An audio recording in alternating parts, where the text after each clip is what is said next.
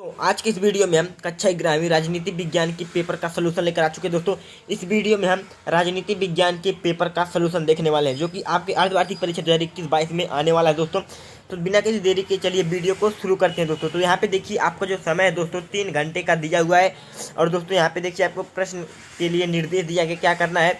आपका जो 1 अंक के कुल 5 प्रश्न है, 2 अंकों के 10 प्रश्न है और 3 अंकों के 4 प्रश्न है और 4 अंकों के 5 प्रश्न है। तो दोस्तों देखिए कह रहा है कि आवश्यकता अनुसार स्वच्छ नामांकित चित्र बनाइए। तो इस पर आपको कहीं जहाँ पे चित्र की आवश्यकता चित्र भी बना सकते हैं। तो चलिए दोस्तों बिना किसी देरी के वीडियो को शुरू करते हैं। यहाँ पे देखिए आपका जो पहला प्रश्न है दोस्तों, आपका जो पहला प्रश्न है सही विकल्प चुनकर लिखिए। यानी कि आपका जो पहला प्रश्न है दोस्तों बहुविकल्पी वाला प्रश्न है।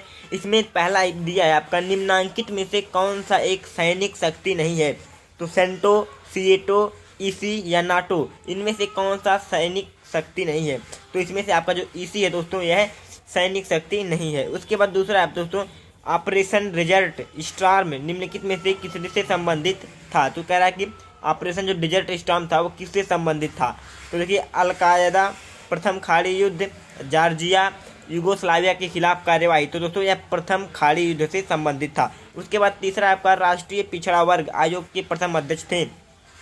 तो बीपी मंडल जो थे वो राष्ट्रीय पिछड़ा वर्ग के आयोग के प्रथम अध्यक्ष थे। तो दोस्तों ये आपका हो गया तीसरा प्रश्न। अब चलिए देखते हैं चौथा प्रश्न क्या दिया है।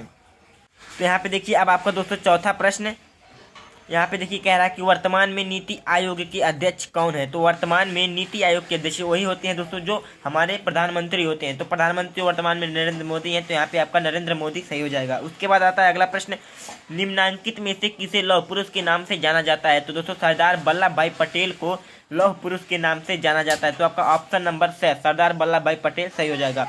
उसके बाद दोस्तों आपका देखिए आगे है भारतीय विदेश नीति का मुख्य लक्ष्य क्या है। तो यानी भारत का जो विदेश नीति है उसका मुख्य उद्देश्य क्या है। पहला दिया है संयुक्त राष्ट्र संघ के साथ सहयोग, दूसरा है गुटनिरपेक्षता की सदस्यता में बढ़ोतरी और 6 वाला है साम्राज्यवाद, उपनिवेशवाद, शोषण व आधिपत्य का विरोध करना। तो दोस्तों ये देखिए भारतीय विदेश नीति का ये जो है पहला, दूसरा, तीसरा तीनों उद्देश्य है। तो यहाँ पे आपको हो जाएगा उपयुक्त सभी लक्ष्य हैं। तो यहाँ पे आपका ऑप्शन नंबर 10 सही हो जाएगा। उसके बाद दोस्तों आपका आता है दूसरा, रिक्त स्थानों की पूर्ति कीजिए। यानी कि आपको इसमें बताना है कि इसमें क्या भरा जाएगा। तो को कह रहा है कि पहला इसमें शीत युद्ध शब्द का सर्वप्रथम प्रयोग डैश डैश डैश ने किया था। तो शीत युद्ध शब्द का जो प्रयोग सर्वप्रथम बर्नार्ड बारूस ने किया था। तो यहाँ पे देखिए बर्नार्ड बारूस इस तरह से लिखा जाएगा आपका दोस्तों।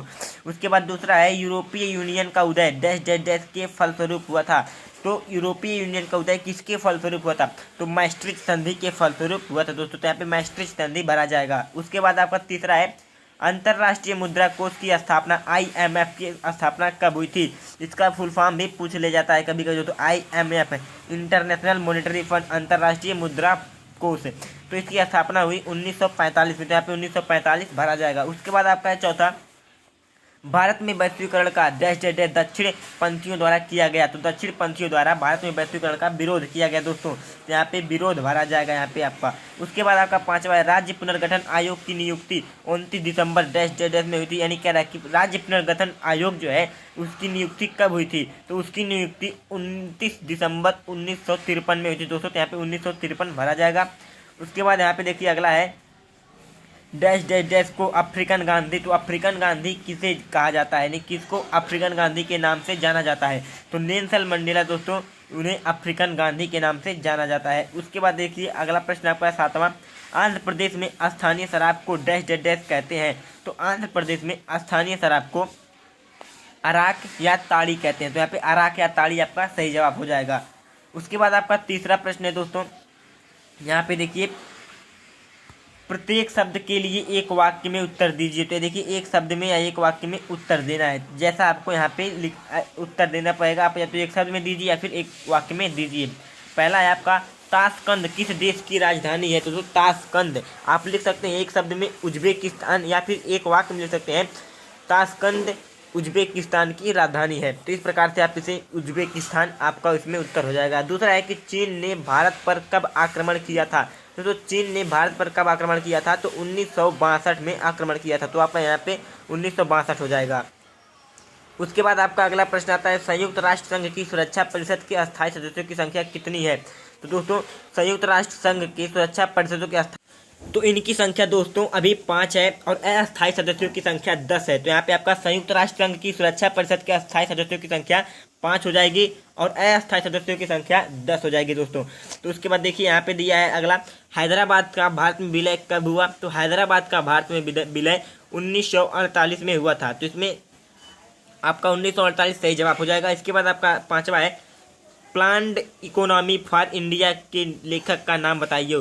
तो एम विश्वेरमैया जी ने लिखा था planned economy for India, M Visvesvaraya.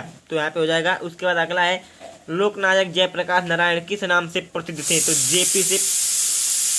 तो लोक नारायण जो थे वो जेपी के नाम से प्रसिद्ध थे, लोक नारायण जयप्रकाश तो जेपी के नाम से प्रसिद्ध थे। यहाँ पे आपका जेपी हो जाएगा सही जवाब। उसके बाद आता है 1967 से 1971 के मध्य अधिकतम गठबंधन सरकारें बनाने का कीर्तिमान किस राज्य का है? तो दोस्तों उत्तर प्रदेश राज्य का कीर्तिमान है, सबसे ज्यादा गठबंधन राज्य उत्तर प्रदेश में बना है। उसके बाद आपका अगला प्रश्न आता है दोस्तों, सत्य असत्य लिखिए। तो यहाँ पे देखिए आपका 5वां सत्य असत्य लिखना है। इसमें आपका पहला है, सोवियत राजनीतिक प्रणाली समाजवाद पर आधारित थी। तो दोस्तों यह सत्य है, क्योंकि यह सोवियत की जो राजनीतिक प्रणाली थी वह समाजवाद यानी साम्यवाद पर आधारित थी। उसका दूसरा है, भारत दक्षिण एशिया का सबसे बड़ा देश है। तो दोस्तों दक्षिण एशिया का सबसे बड़ा देश है, तो ये सत्य हो जाएगा। लेकिन पूरे एशिया की बात करेगा तो असत्य रहेगा, क्योंकि इसमें चीन रूस ये सब आते हैं, इसीलिए दक्षिण एशिया का सबसे बड़ा देश है, तो यह सत्य है। उसके बाद दोस्तों तीसरा है, सामूहिक सुरक्षा का अभिप्राय किसी एक देश की सुरक्षा को समाप्त करना है। दोस्तों सामूहिक सुरक्षा का अभिप्राय होता है कि हर एक देश की सुरक्षा करना, तो इसमें ऐसा नहीं होता कि किसी देश की सुरक्षा को समाप्त करना, तो यहाँ पे असत्य हो जाएगा। तो यहाँ पे आपका असत्य हो जाएगा। उसके बाद आपका आता है चौथा, विभाजन की योजना में यह बात भी शामिल थी कि दोनों देशों के बीच आबादी की अदला बदली होगी। दोस्तों यह असत्य है, आबादी की अदला बदली की कोई बात नहीं हुई थी। उसके बाद अगला आता है 5वां, गुट निरपेक्षता। यहाँ पे गुट निरपेक्षता का अभिप्राय विश्व की राजनीति से दूर रहना है। तो यहाँ पे असत्य है, क्योंकि गुट निरपेक्षता का मतलब होता है सार्वभौमिक, मतलब सभी देश को एक साथ लाना, तो यहाँ पे ये असत्य हो जाएगा। उसके बाद आपका लास्ट वाला यहाँ पे देखिए है, 1980 में गोविंद निहलानी ने अपनी फिल्म आक्रोश में शराबखोरी की समस्या को उठाया। तो यह सत्य था, उन्होंने शराबखोरी की समस्या को उठाया था। तो दोस्तों इस वीडियो में इतना ही, हम मिलते हैं अगले वीडियो में। यदि आप सभी को आगे भी प्रश्नों का सलूशन चाहिए दोस्तों तो बताइएगा कमेंट बॉक्स में, इन सभी प्रश्नों का भी सलूशन आपको अगली वीडियो में मिल जाएगा दोस्तों। तो मिलते हैं अगले वीडियो में। वीडियो देखने के लिए धन्यवाद।